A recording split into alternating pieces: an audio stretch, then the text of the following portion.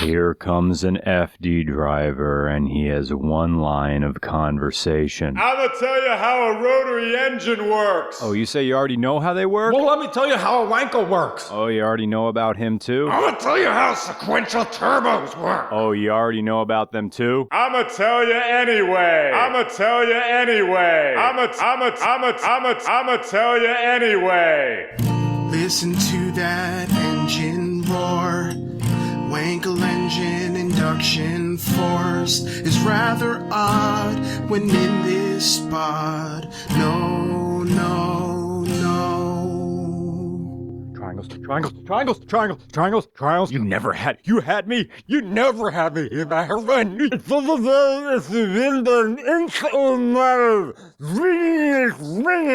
goes in one turbo and comes bigger, and there goes in another turbo and it's bigger, and the other turbo comes out and it comes up. Then it goes round, round, round, round, round, round, round. Piss spin. Leading edge spark plugs and trailing edge spark plugs and leading edge. My lift up my ball sack. And then the interior of the car gets unbearably hot. My vagina is now the cursed earth. Thanks, RX-7 FD.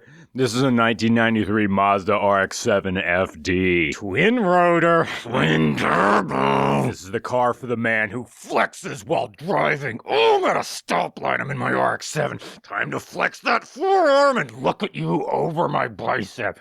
Oh, you want some of this? My dick is full of cheese. And this is the first car we've gotten in which we were able to get a dyno reading. Remember the sloppy mechanics video where they blew up the Buick Century on the dyno using nitrous? Earlier that day, this RX-7 went up on the dyno and made 290 to the wheels.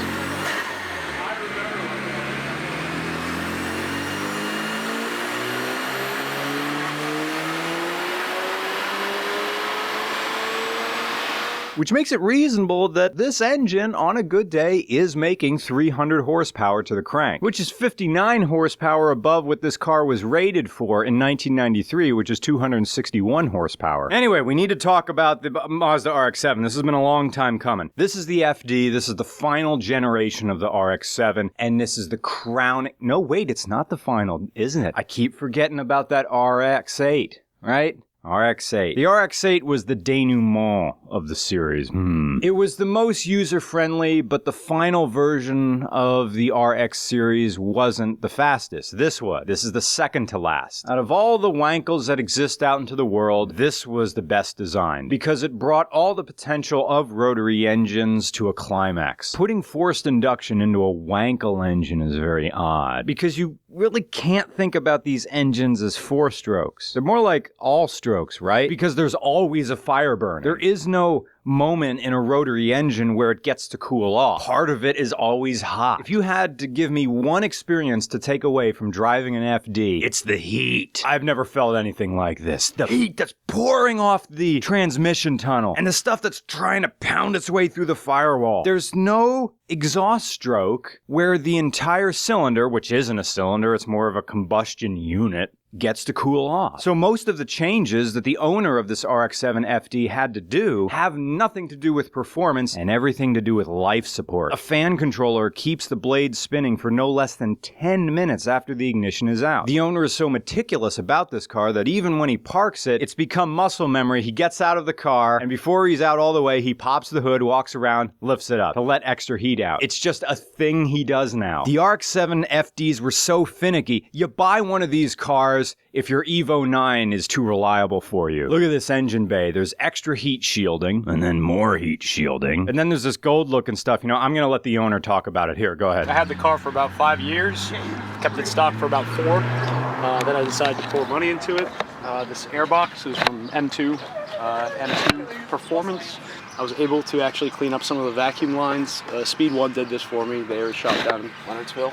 They installed this custom solenoid rack, so it actually replaces the stock solenoid rack.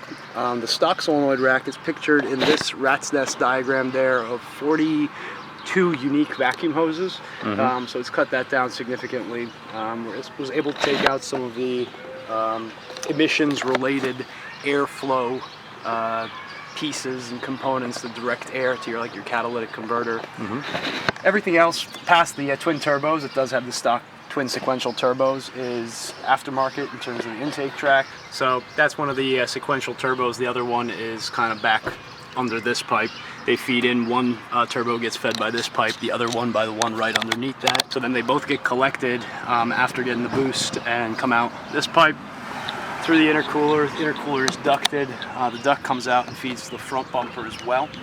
And then that goes into the intake manifold, upper intake manifold. The air temperature sensor is in the upper intake manifold. I changed out the primary injectors. They are a little bit heavier, 850cc instead of the stock 550cc. Fuel pump is also from a twin turbo Supra. They drop right in. I also had the fuel pump directly wired to the factory harness because that's something they recommend a lot, so you don't get any fuel electric voltage drop on the fuel pump, which would cause to lean out and then you'd blow some stuff up. Besides that, intake, most of the belt pulleys have been changed, the belts have been changed over. There's a catch can. I've seen a lot of oil coming into the intake. Oh, one nifty part here is this guy is actually a cross tower, but it also right here has a brace for the master cylinder built into it. Excuse me, that's the brake. Brake master. Yeah, brake master built into it. So when you brake in the 7, it actually, that unit, you can see it visibly move, especially on the hard braking. So that's just something a little aftermarket. There's this HKS ignition amplifier, basically. So. And then a pizza delivery bag is cut open and smeared with the dark soul of a bicyclist who intentionally hugs the left side of the lane with his balls all smeared with Burt's Bees and meatball subgrease. An FD lives its life on more life support than a dinner conversation the day after your mom found your spanker chief in a copy of The Reeves Tale, the graphic novel. Bone up on your Chaucer. They call that stuff great literature. It's really nothing but rough sex. The FD is the sperm that fertilizes the egg of bro culture. It's the quarterback who goes to his rival school's prom. The hell, man, he's taking our women. He doesn't even go here. Everybody who reviews one of these cars talks about how gutless they are at low RPM. They don't do it enough justice. It sounds like the car is broken if you try to short shift this thing. Ideal time to shift? 5,000 RPM. 5. You shift this thing at 2,000 RPM, feels like you're driving a mail truck. An FD makes 300 horsepower and 4 torques. But when you get up into that 7,000 RPM sweet spot, when the first turbo and second turbo are working together, you're now thinking like a motorcycle. It's best. Holy wow! This is like a motorcycle. This is like a 600, but no more like a 1,000 a little bit, and that. There is no drop off at the top. Yeah. The top is where everything is. Yes, exactly. 2. Yes, sir. Holy moly! You can't really think in stroke because there is no stroke. Can't really think in bore because that doesn't make sense either. The dark side of the FD are people who put LS engines into these things. And I agree with Farah. You put a Chevy V8 into an RX-7 so the car works. And he's right. Although, what does that leave you with? A slightly smaller Corvette C5. If you keep the rotary engine in here and keep it running correctly, the RX-7 becomes a car that happens when you mix whey protein into all the things. An RX-7 without a rotary engine is like watching reality TV and hoping to see a titty. It's inherently restrictive. It sacrifices the experience in favor of functionality. When you feel these sequential turbos kicking in, it's like pausing life as the roller coaster just begins to crest the first hill. Imagine being able to call up that feeling of uncertainty at any moment. Once this car has you in its grasp, it's hard to get out from that spell. The more you struggle, the more you bro out. Your hair becomes spiked with Axe brand douche gel, and you bathe in Old Spice when you forget to take a shower. And you watch To Catch a Contractor because you like seeing people get yelled at. And you don't wear condoms because you invented a latex allergy. The RX-7 is an inescapable signifier of dude. Once you're in, you're in. You can struggle, but there's no escape. Mazda Rx-7 FD, the Chinese finger trap of cars. Of course, this is a 1993 car, and 1993 is becoming a reflection of 2015 in a lot of ways. You have a Bush and a Clinton running for president, a new Jurassic Park movie in theaters, and the TV show Coach is apparently coming back even though nobody was asking for it. Oh, and the X-Files too. They debuted it in 93.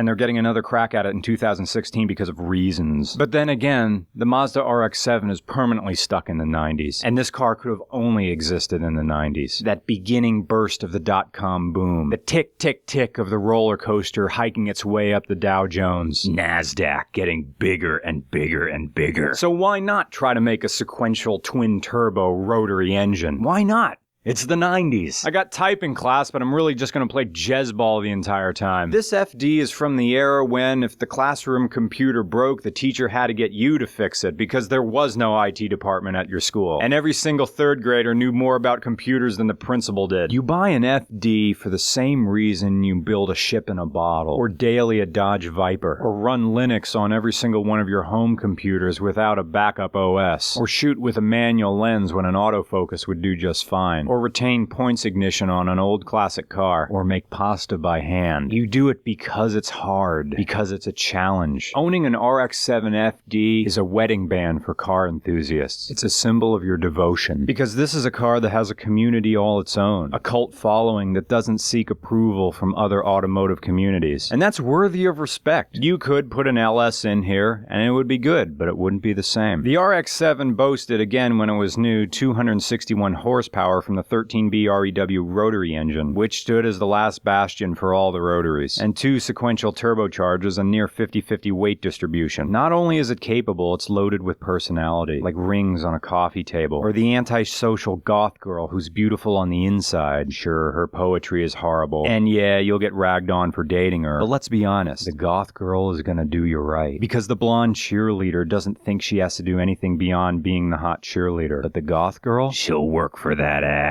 Because she has something to prove. And at the end of the day, that's who you'll choose every single time. Because she can do you in the way you need to be done. Just like an RX-7. And when the rest of your friends wake the hell up, you'll be the one who gets to say you wised up first.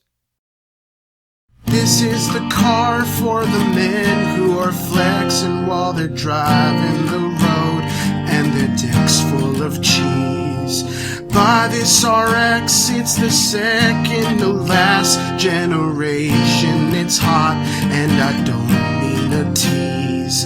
Hey bro, I watch reality TV, watching and hoping that